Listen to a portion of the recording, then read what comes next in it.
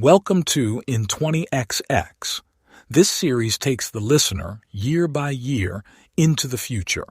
If you like emerging tech, ecotech, futurism, apocalyptic survival scenarios, and disruptive science, sit back and enjoy short stories that showcase my research into how the future may play out.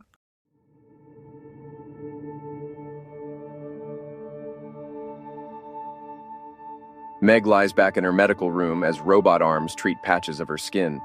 Her severe cheekbones shine under hard light. Barely audible machines constantly buzz.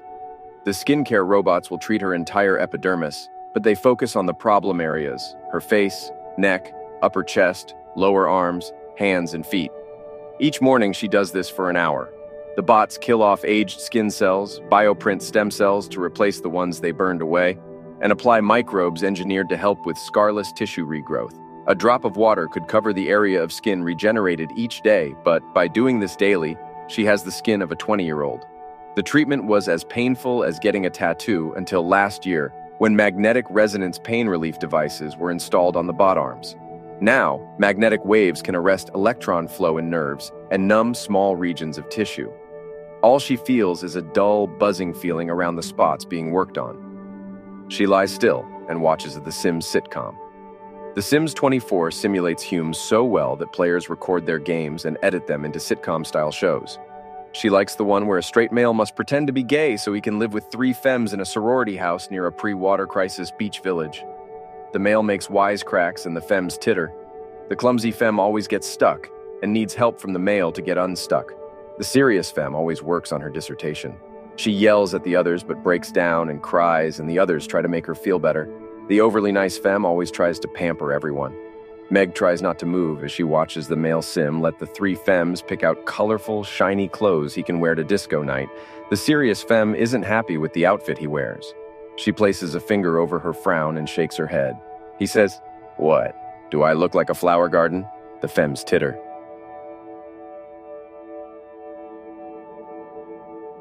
When the treatment is finished, she walks to what she calls her breakfast room, an immense living space with staggered floor levels and many of her priciest art pieces hung on the walls.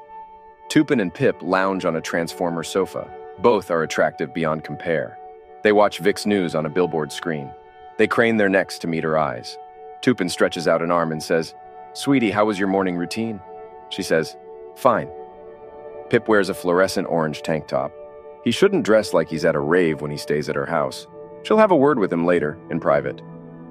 One of her ballet bots brings an extra wide tray loaded with food. Most humans would have a hard time carrying such a tray. The bot places it on a coffee table. Yeast egg omelets and cups of shroom calf release ribbons of steam. A visitor from the past would never guess the breakfast didn't come from chickens and coffee beans. Almost atom for atom, the yeast-grown eggs are the same as chicken-grown eggs, minus the shells, because who needs shells to make an omelet? Pip leans forward, grinning at her, and says, "You won't believe the news." Meg walks around the couch and sits, her eyes on the TV. The screen shows clips of people running for cover as winds knock them about.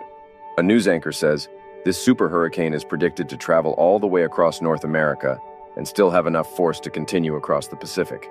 As Meg reaches for a plate, she freezes. Her jaw drops and her teeth show as her lips draw open. Tupin and Pip lower their heads as they watch her. The reporter continues. 3 more super hurricanes are developing over the oceans, along with many normal-size hurricanes and countless storms. Pip grabs a plate and says, "Still want to go to Hawaii, Tupin?" Tupin glances sideways at Pip. A flurry of digital artifacts takes out the broadcast. The screen turns gray. Meg says, "What happened to my VIX News?" Tupin air swipes. He says, "I'll find another channel." Different feeds appear. One says, "Streaming error." Another says, "Stand by for servicing." He says, "All the VIX News channels are down." Meg says, "Try a different network." She stands and walks behind the couch. He says, "Here's MSNBC."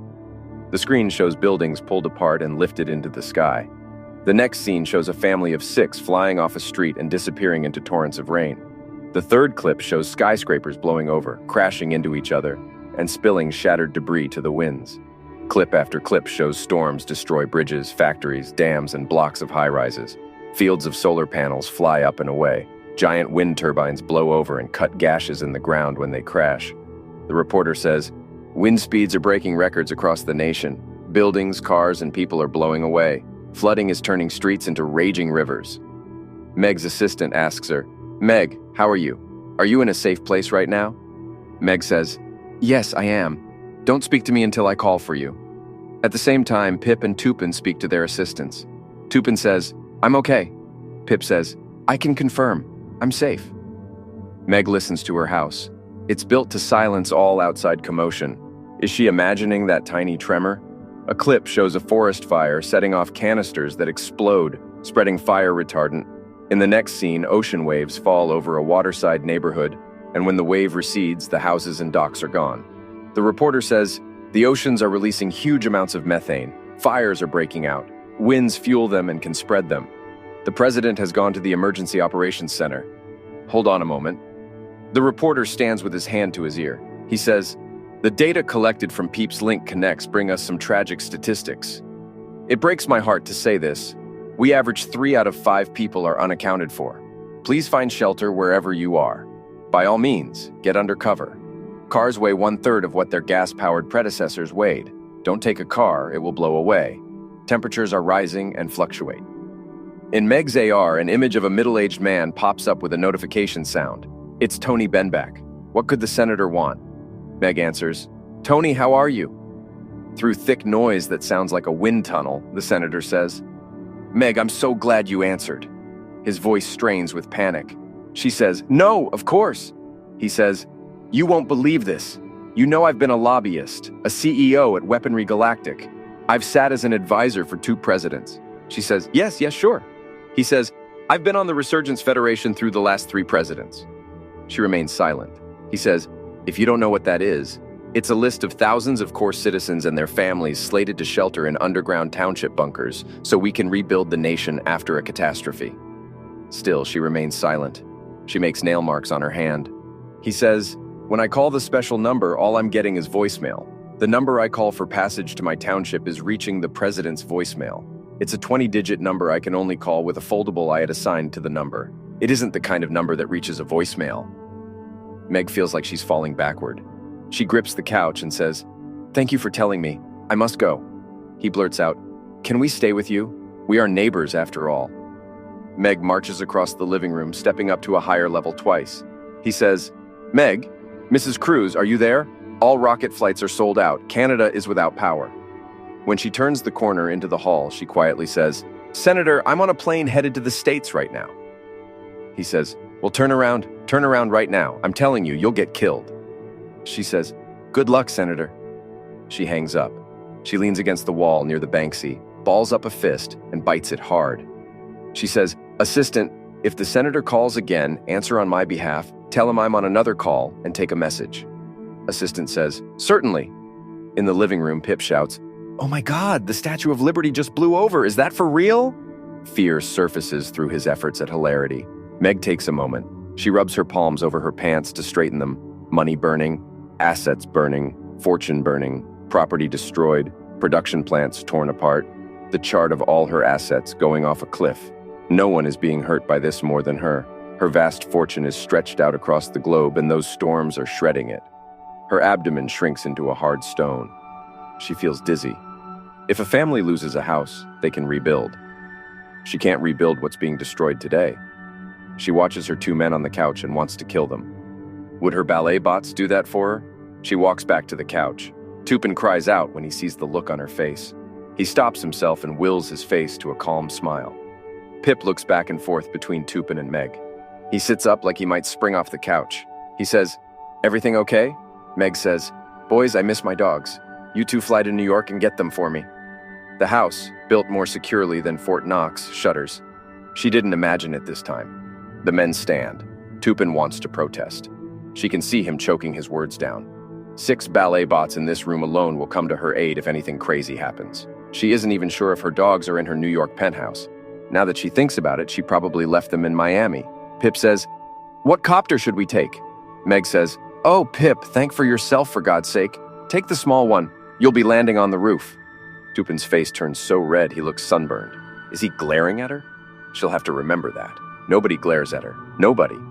She sighs, and it comes out ragged to her surprise. "Hurry now, I miss my babies. I need them to comfort me with this crazy weather." Hurry and come back. I'm sure you'll be back by tomorrow. They turn and walk out.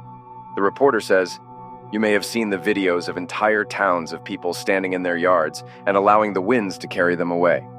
We've confirmed these are real videos. She watches as a clip shows about 30 people dressed like actors on a set of Little House on the Prairie raise their arms and shake them spasmodically. In one swift movement, they all fly up out of the shot, joined by a truck and 2 dogs. She sits down and says, show me the boys leaving.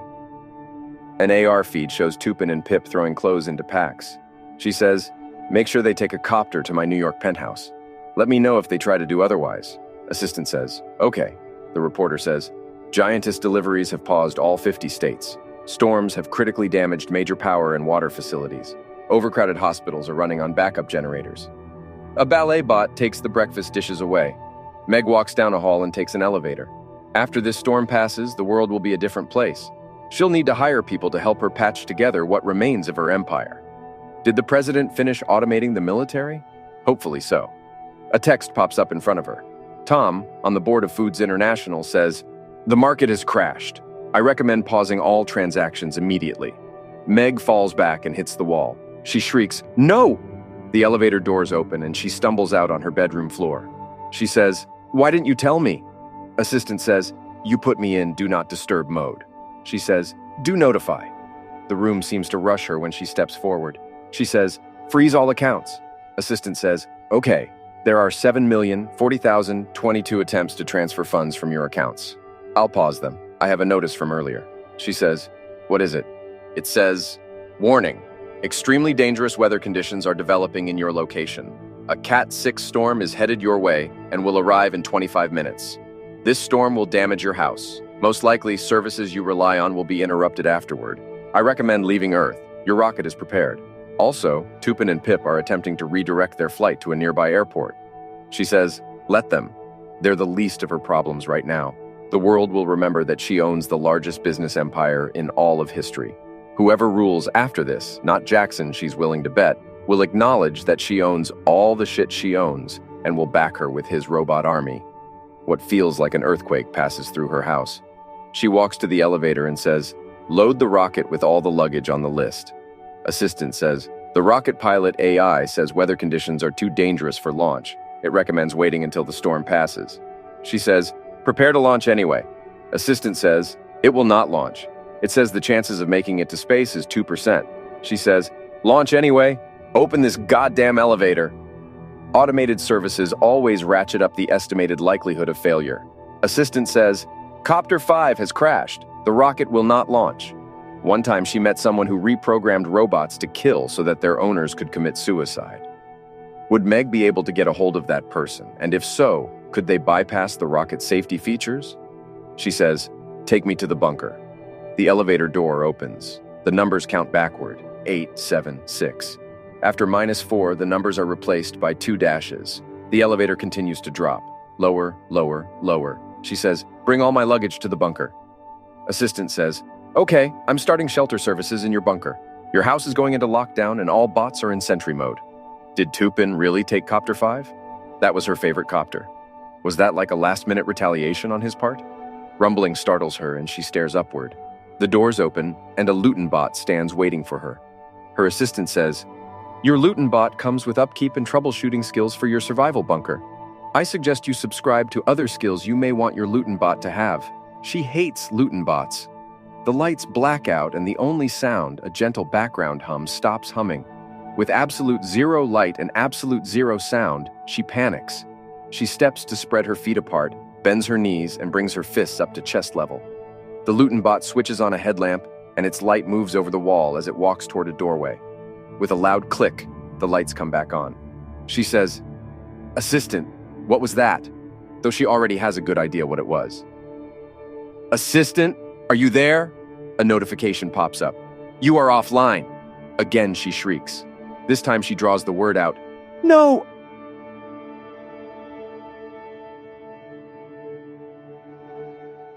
All the questions she asks Assistant brings up a rudimentary home screen with a few dozen items to click on. She clicks on settings and gets a menu. She hasn't seen one of these since the 40s. Air tapping the back arrow, she returns to the home screen. She taps call and then taps Stu Mulligan. A weird monotone beeping must mean the line is busy. Clicking on My Bunker opens another home screen style layout with many options. She clicks on CCTV. Her view divides into 6 squares. She taps on one and a menu drops down. Items in the menu include kitchen N point of view, roof landing pad W facing, and dry pantry 1. She clicks on master bedroom. The square fills with a video stream of her bedroom, but the windows are shattered, the furniture is missing, and broken branches swirl around, ripping the carpet and leaving scrape marks on the walls. She gasps and presses her hands to her chest. In the bunker, a small couch sits against one wall. She walks over to it and sits. For the 5 other boxes, she chooses Rocket Bay 12, Room Landing Pad W, Kitchen E, First Floor Living Room S, and Whole Home POV from S. All streams show her beautiful house pelted by objects large and small and drenched by sleet. Spinning debris breaks apart her kitchen cabinets. The stone countertops fall as each cabinet piece breaks apart and flies away. Someone once told her she had over 100 humanoid robots and half as many canine robots in this home. The ones she sees in the feeds crash against walls or fly out the windows and disappear in the darkness. A menu under the 6 feeds includes a button that says Wall Screen. She clicks on it and looks up when the wall to her left lights up with the 6 feeds. With a downward swipe, she closes the AR screens her glasses produce. With an open mouth, she places trembling fingers to her face.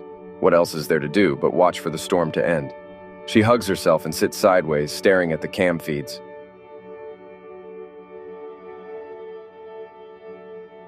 At 7 in the evening, the lights dim to simulate day, night cycle. The light from the streams cast a glow over the windowless room. What she sees in the feeds doesn't look like her house anymore. The storm rages as strong as before. Meg hardly moves as she watches. Near midnight, the storm takes the roof off her house. All she does is raise one brow. She falls asleep on the couch. In the morning, the storm continues and about a third of her house is blown away. 2 feeds are blank as the bedroom and landing deck cameras have blown away. She switches one feed to a rocket silo cam. Parts of the roof are missing off the silo. Sleet pours in, and the rocket sways. The bots never moved her luggage down here. With pain, she remembers Tupin and Pip. Were those their real names? Did they have family? Surely they left friends behind. Where were they from? Pip mentioned Twin Falls a few times.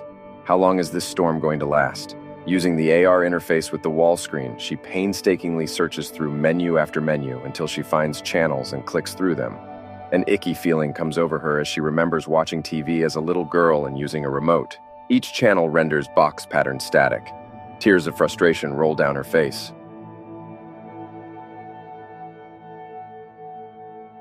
A week later, she's a nervous wreck. Her expression hangs as she scratches her arms and scalp. Sometimes she breaks into bitter laughter. Of the over 200 cam feeds around her home, only 12 remain. The feeds taunt her, but she refuses to turn them off. What if the storm clears as soon as she does that? She can pick meals for the Lutin bot to make, but the menu bored her when she glanced over it the first time. The bunker includes a swimming pool 3 meters wide and 20 meters long, but swimming doesn't interest her. She's mapped out in detail everything she'll do to save her businesses as soon as the storm clears. She'll leap into action and work tirelessly, running on little sleep to save her fortune. But all she can do now is sit and wait. Days later, searching through her OS, she notices My Stasis. Did she go ahead with that option? Sure enough, when she walks down to the last door at the end of the main hall, she finds a room containing a stasis bed. It takes the rest of the day for her to familiarize herself with the stasis controls. She can go into stasis for as little as 2.5 days and as long as a year. She can also go into stasis until a pre-chosen condition triggers the bed to wake her. The trigger conditions she can choose include the bunker detecting an emergency, the stasis bed detecting a medical problem if she gets a call from a chosen contact, or if the internet comes back online. She showers, puts on a nightgown, and opens the stasis bed lid. Stasis is like a deep sleep. The last time she went into stasis, a bot removed a tiny cancer from her brain. This time shouldn't be for very long. How long can a storm last? She takes one last look at the data gathered by weather sensors on her property. Wind speeds average 200 kilometers per hour. She sets the stasis wake-up trigger to normal wind speeds. An animation shows her how to put on the neck and armbands. The prompts ask her to remove her AR glasses and any jewelry. She sets her glasses on a small shelf adjacent to the bed and stretches out on what feels like jello under rubbery plastic. It takes a couple of seconds for the lid to close. She'll feel drowsiness and then abruptly wake up and the storm will have passed. After nights of little sleep, this is exactly what she needs. Watching the numbers, she counts backward. 10, 9, 8. Lights out. The first stage of stasis blows out her awareness like someone blowing out a candle.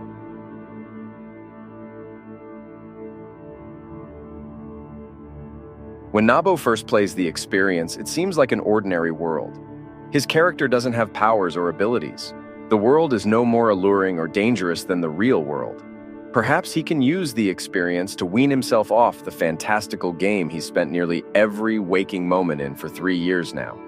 0.3 seconds before he gets bored with the experience and leaves it, a crow lands on a stop sign and squawks at him. What the hell is up with that crow? What did Nabo do to make it mad?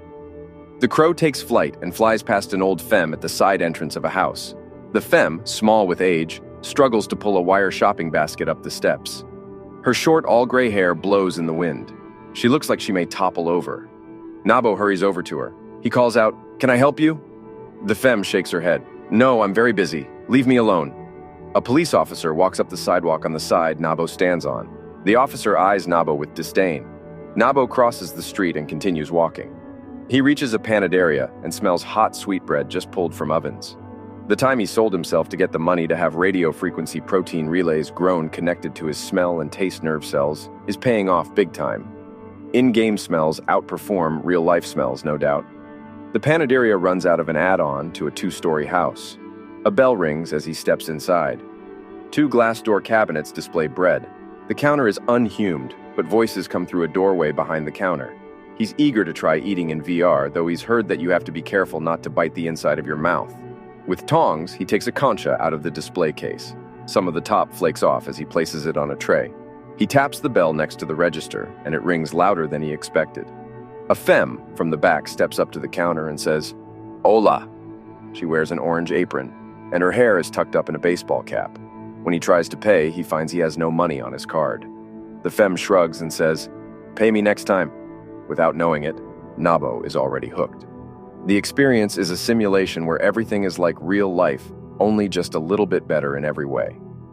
Because Nabo is an extrovert, the game gives him 5% more chance encounters than he'd get in real life.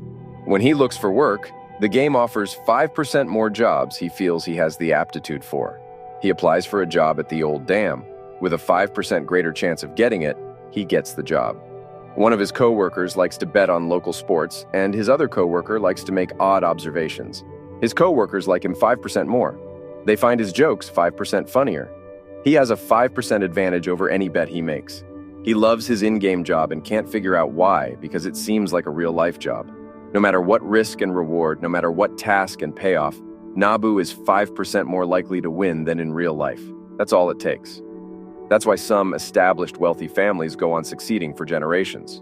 The next generation gets addicted to success when the odds are slightly more in their favor. He waits in lines for 5% less time. He gets 5% less junk mail. He encounters rudeness, 5% less. If he goes out with a femme, she's 5% more likely to be someone he'd want to meet with a second time. 5% more femmes like him back. If he and she get intimate, there's a 5% greater chance both will orgasm, and there's a 5% better chance they'll orgasm at the same time. Salary is 5% higher, rent is 5% cheaper. All these 5% add up to him feeling like an over-the-top winner. He's 100% more wanting to go into the experience than to go out in the real world.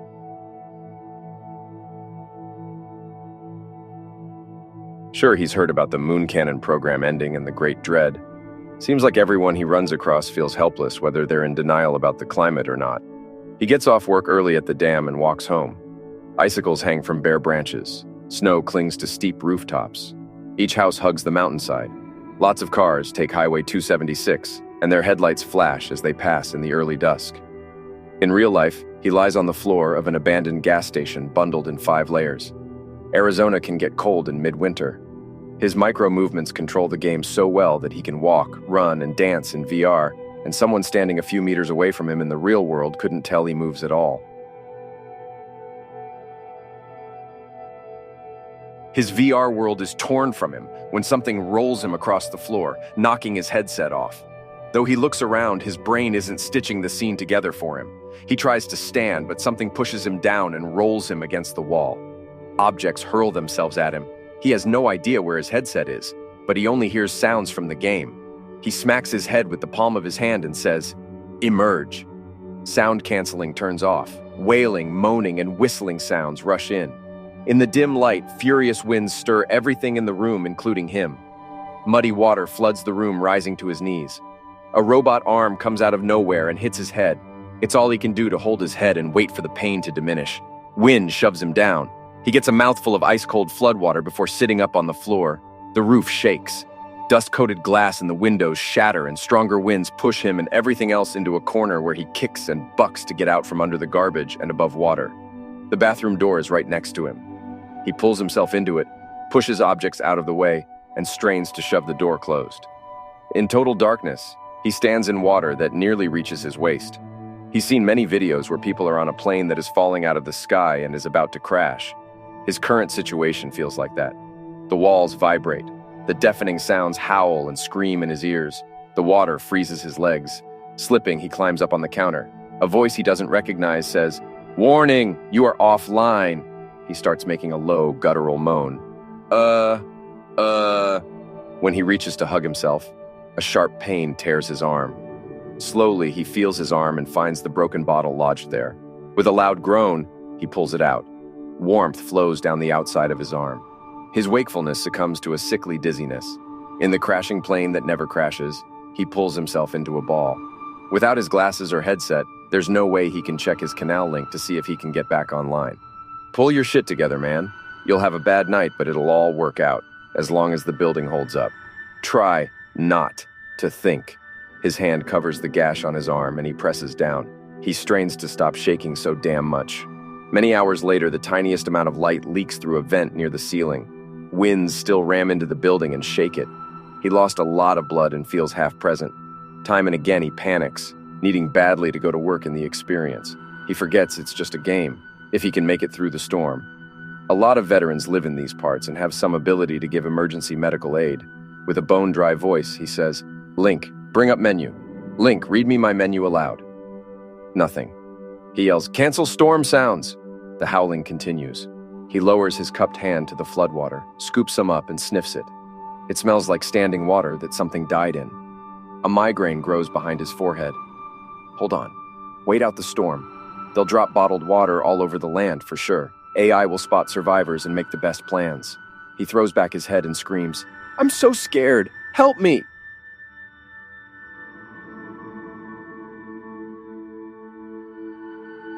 Though he has no way of knowing how much time has passed, 2 days later, he opens his eyes and looks up at the tiniest glimmer of light through the vent. Does he still hear the wind? It still shakes him like a kid trying to shake a bug to death in a glass jar. His lips won't close and they bleed through cracks. He's nothing but a battery and he's about to run out of juice. Did that femme ever have his baby? He hopes they're safe. She probably left Arizona years ago. What does the baby look like? Does it look like him? That would be funny if it looked exactly like him and not like her at all. He sees a baby with a face like his and laughs. Yes, this is it. Wait, his brow bone mount has encrypted streaming. He croaks, "Everyone, I love you. Be nice to animals. No, I mean it. My dog was the best. He knew me. He'd still be alive if this was 5% better." Exhausted, he stops. His head falls forward and hangs over his chest. His heart loses its rhythm and can't get it back. It flutters and grows quieter. His head jerks up and down. Inside his head, a sudden burst of synapses light up like 3 centuries of Christmas lights piled upon each other. All over the world, millions and millions of people find themselves in situations like Nabo's. They find pockets of safety but don't have power, internet, food, or water. Some try to go out in the storm and die. Some take their own lives. Most hang on until the time comes.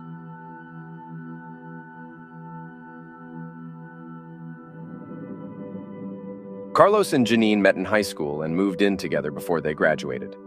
Now in their 30s, they look for places to live near Rocket Alley, Texas.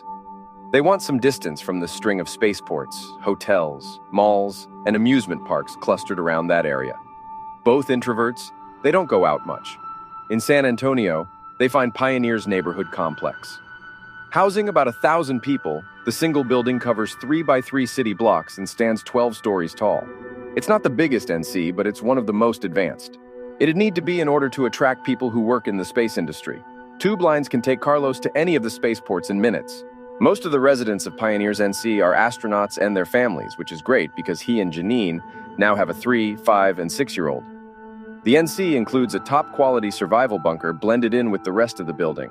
What serves as an underground bunker also provides courts, gyms, pools, a shooting range, and a 4-lane bowling alley. Sunlight gleams off San Antonio's newer buildings. Thousands of wind turbines in the surrounding area can be seen from within the city. They say crops and ranches used to dominate this land, but now forests of invasive plants encroach upon the city.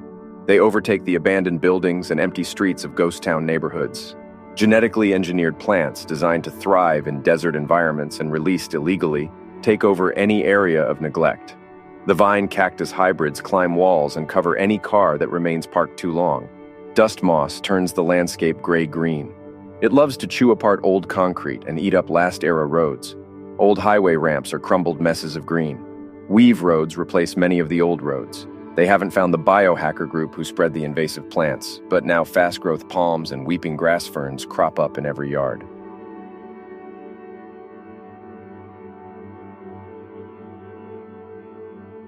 Carlos is slated to head to space in a week, so he takes his family to Padre Island to swim in the waves and build sand castles. On the beach, he lounges on a folding chair under a canopy while Janine builds sand towers with Yuri, Neil, and May. Through his AR glasses, he watches a video about a trillionaire who wants to task the smartest AI with terraforming Venus. A gathering of many families cook burgers on portable hydrogen grills. A femme from the group walks up to Janine and says, "We've got plenty of food. Y'all want to come over and join us?" Janine lifts the brim on her sun hat and meekly says, "Oh, no thank you." The femme says, "Well, you can always change your mind." Carlos breathes a sigh of relief. His wife's introversion is the main ingredient in the glue that holds their marriage together. May frowns. Poor May. The only extrovert in a family of quiet people. The ground trembles and many look as a rocket in the distance begins its ascent, drawing a billowing trail over the bright blue. 2 kids try to get a kite into the sky. They've been trying for an hour and look like they're about ready to give up. A cluster of teens sit together further down the beach. The breeze carries the song they play on portable speakers, and the tune sounds familiar and not familiar to him. His head jumps back when his Canal link buzzes and a pop-up says, "Alert! Storm warning. This is an urgent weather advisory. The National Weather Service has issued a severe storm warning for your area. Please take immediate precautions to ensure your safety and the safety of your loved ones. The storm is anticipated to hit within the next 10 hours, bringing with it extreme winds, heavy rainfall, and potential flash flooding. Find cover immediately." He and Janine lock eyes as she gets the same message. He says, "Janine, I think we should head back." She squints as she looks up at him and says, "So soon? The kids love this."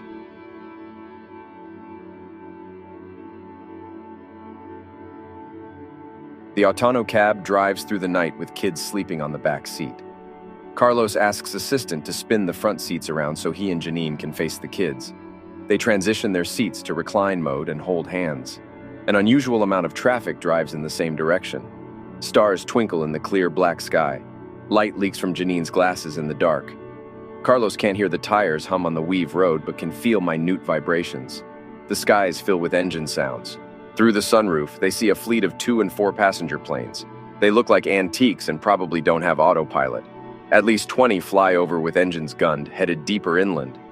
Janine sits up and says, "Are we going to make it?" He says, "Assistant, will we make it? Tell us both." Assistant says, "With current traffic conditions, you'll make it home in 4 hours." He reaches over and takes her arms. She says, "I'm scared. Where'd the storm come from? I thought the storms over the oceans are too far out." They don't sleep much. With daybreak, they drive by groups of people who stand in yards. Many hold their arms up. They pass one group and moments later drive by another. Neil surprises them by saying, "What are they doing, Mommy?" Janine says, "I'm not sure." Entering San Antonio, Carlos checks the news. All air travel, including rockets, is grounded. Would-be space travelers throw fits in the spaceports, demanding their rights. Carlos says, "Assistant, call work." "Hi, Don. Have you heard the news? What's that mean for us? Even our launch?" Janine watches him. He says to her, "My job is canceled." They receive a notification that says, "All Pioneer Neighborhood Complex residents, please go to the basketball auditorium. The shelter meeting will start in 15 minutes. She says, "We're going to be late."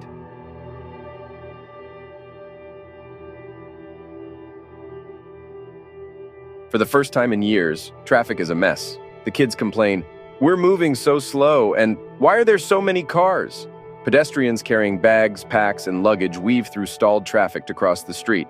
Blimp drones all head west. When Carlos glances at Janine, she uses 2 fingers to push her lips up and make a smile. He laughs through his nose and keeps in mind not to show a worried face. He smiles and says, "Hey kids, want to play a game?" They bounce an augmented reality balloon to each other in a game of hot potato. After the car drops them off in the loading bay, Lutin bots take their luggage from the car. The kids want to go home to the condo, but Carlos says, "This is important. I think we should go right to the meeting." Holding Yuri, Janine looks unsure, but she nods. The sky is clear, but he feels a change in the air.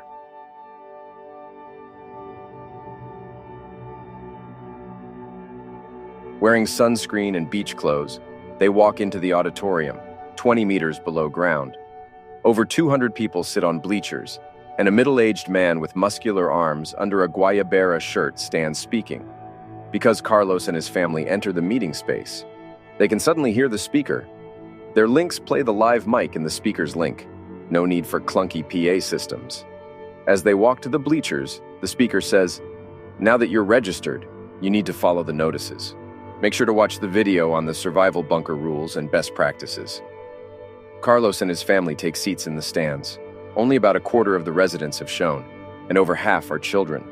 The NC Affairs leader, Les Navalny, stands on the court facing the audience. He says, "You all have maps of what area of the bunker belongs to you and your family during emergency readiness periods."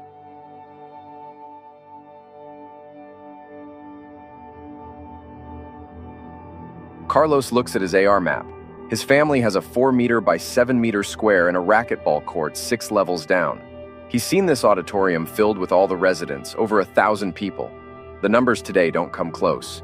2 crazed-looking adults and 4 children run into the auditorium, clothes soaking wet.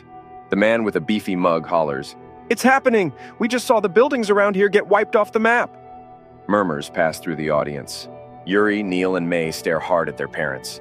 Neil tries to speak and Carlos whispers, "Hush." Beefy mug guy bounds up to Les and says, "I've never seen anything like it. I thought it was a tsunami. Our condo is gone." Tears form in his eyes. More people come into the auditorium, running first and coming over to the bleachers. A stretcher bot, led by a teen boy, carries in a femme who lies on her back and holds a cold press to her eye. Some carry items they grabbed in haste like a pillow, a framed picture, and a bottle of wine. Janine stands and says, "We've got to get our stuff." Some people who were here before the storm run toward the exit. Children cry. Others shout questions at Mug Guy. Les steps back and glances around as people panic. He says, hold on, don't go up there." All the lights go out. A femme screams. Carlos touches his ear and says, "Flashlight!" A message pops up on his AR. "Warning, you are offline." Someone speaks in a foreign language, something Carlos hasn't heard ever since everyone got instant dub. Egyptian, possibly?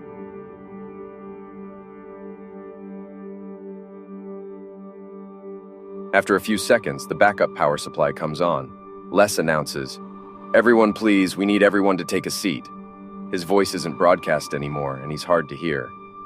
Adults air tap and shout, "Assistant, assistant." One guy slaps his ear, hoping it will restart his link. The stretcher bot carrying the femme stops following the boy. A Lutin bot carrying bags for a family stops in its tracks. It takes a minute before people remember that a deadly storm has arrived outside. Les notices a family heading for the exit and runs after them shouting, "Wait, don't go up there."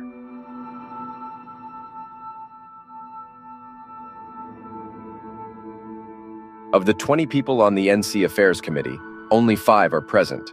They talk in a circle and then separate to go into action. 2 turn a room next to the auditorium into the control room. They set up a wall of CCTV monitors showing the destruction outside. Everyone in the auditorium can see the monitors through large interior windows. As it becomes clear the storm causes catastrophic conditions above ground, the nearly 300 people in the bunker find floor space to stake out their home turf, lay out beds, put up partitions, and get briefed on where to get food, water, shower, and other necessities. One family insists on rooming in one of the piano practice rooms.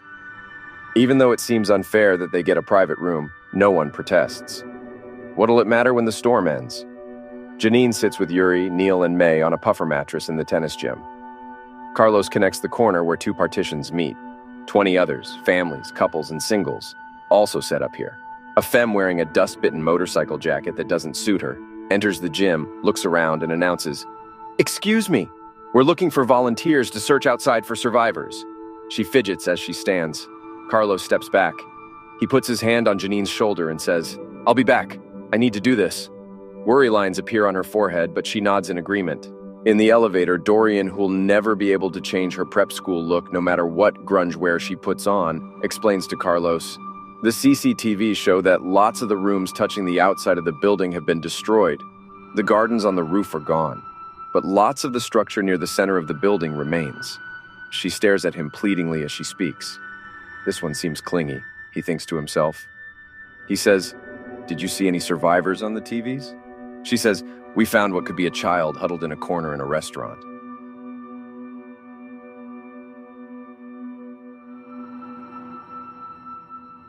"30 volunteers gather in the basketball auditorium. Each has a chance to say what skills make them suited for joining the rescue party.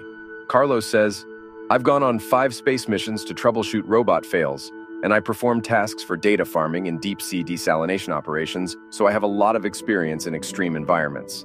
Dorian and Les look at each other. Les says, "Okay, yeah, you're part of the team." 7 in all board the elevator to the surface. All 7 have worked in space. Dorian pulls a panel off the elevator wall to get to hard button controls. Once the elevator moves, Les says, "The elevator shafts will close if bad air is detected, like in the case of a chemical bomb." The elevator stops on the first floor, but the doors won't open. Les says, "The doors won't open if sensors detect danger. That could be heat, fire, smoke." He pushes 2. On the second floor, the doors open, and a rush of wind pushes them all against the back wall. Their ears pop. It's dark outside the elevator. Les says, "We need to use the lights on the hard hats I gave you." It sounds like Niagara Falls flows beneath their feet. Carlos goes first, pushing his way into the hall. His helmet flies off and travels down the hall like a projectile. He hangs onto the doorway as his feet slip, and the wind tugs at him with surprising force. The walls shimmer with dampness. Pools of water move down the stone floor like swashes that climb ashore after a wave has landed. His fingers slide on the doorway. He shouts, "I don't think it's safe like this." Les says, "We need to, least." Carlos says, "There's rope and harnesses in the rock climbing gym. I think we should use it to continue." 30 minutes later, they return in harnesses linked together with rope. Carlos leads. Crawling, they move against the jet of air. They pass a robot rocking back and forth as it hangs onto a door handle with one gripper. Lighter than a hume, the wind completely lifts it off the floor and continually slams it into the wall.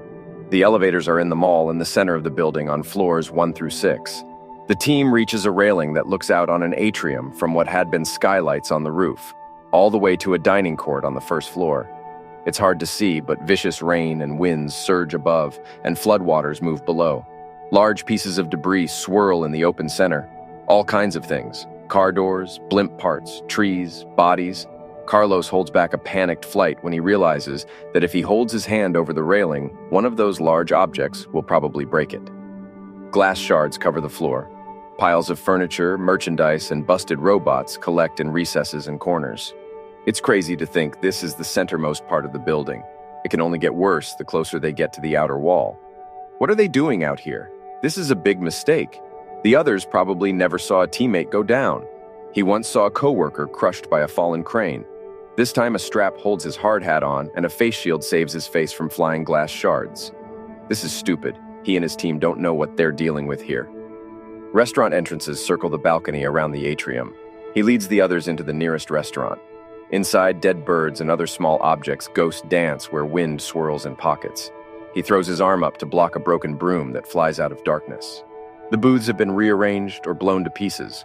Robot arms connected to tracks on the ceiling remain frozen where they were when the power went out. One holds a flapping tray.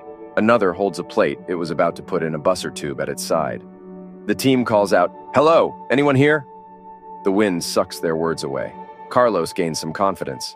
After a few more restaurants absent of survivors, they come to a service hallway where the gusts are milder and they can walk upright even though the wind shoved them around. Carlos reaches for the push handle on the first door. Les shouts, "Wait!" When Carlos pushes the handle, the door opens with explosive force. It knocks him back and he hits the wall, yanking everyone forward. An unbelievable gale shoots out of the door, and everyone tumbles and rolls out of the hall.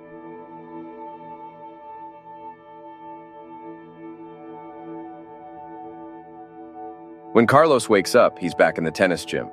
Janine looks down at him, tear streaks dry on her face. She holds Yuri, who sleeps. May, who sits nearby, turns and whispers, "Is he awake?"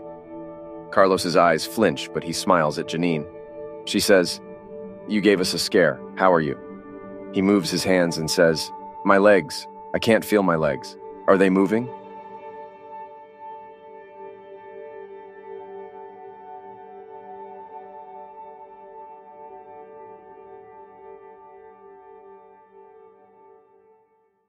Thank you for listening. Please take the time to rate, review, and subscribe so that more future-minded people can find this show. My landing page is in 20xx.com. There, you can find the companion website to this podcast that includes an illustrated timeline and glossary.